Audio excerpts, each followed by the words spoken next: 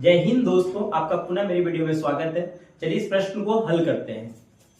यहाँ पे लिखा हुआ है एक राशि में 5 वर्षों में साधारण ब्याज 50% की वृद्धि होती है। 5 वर्षों में कितना ब्याज वृद्धि हो रहा है? 50% की वृद्धि होती है। इसी दर से 12,000 का 3 वर्षों के बाद चक्रवृद्धि ब्याज क्या होगा? यानी 12,000 आपका मूलधन है, उसमें 3 वर्षों के बाद चक्रवृद्धि ब्याज क्या होगा, इसको निकालना है। तो यहाँ पे सबसे पहले जो साधारण ब्याज का 50% वृद्धि किया गया है, उसका पहले हम लोग रेट निकालेंगे, तभी कुछ बात चलेगा, क्योंकि उसी रेट पे फिर हमको ये निकालना चक्रवृद्धि ब्याज।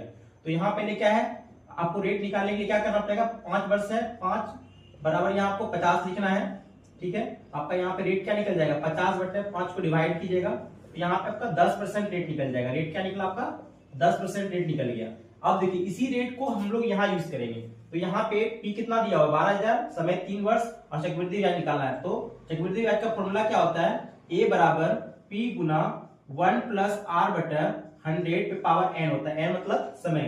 तो अमाउंट तुमको निकाल लेंगे, उसके बाद फिर घटाना पड़ेगा। A बराबर यहाँ से क्या निकल जाएगा? P का मान कितना है? 12,000 है, तो 12,000 आराम से लिख देना है। 1 + R/100, 1 R का मान कितना दिया हुआ है? हम लोग कितना निकाले? 10%, तो यहाँ 10 रखेंगे बटे 100 और पावर कितना? 3, क्योंकि 3 साल है। 0 से ये 0 कट जाएगा, 10 × 10 = 11 आएगा। तो यहाँ पे A बराबर क्या हो जाएगा?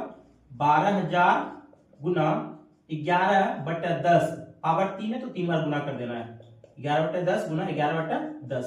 अब ये 3 जीरो को यहाँ से क्या करना है? कैंसिल कीजिए। अब यहाँ पे आपका बच गया 12 गुना 11, 11, 11 यानी 11 का क्यूब। 11 का क्यूब कितना होता है? 13 31। कितना होता है? 13 31। आप जब 12 को 13 31 से गुना करेंगे 15,972 आएगा। कितना आएगा?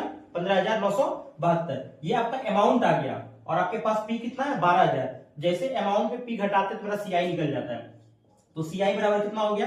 15,972 माइनस 12,000।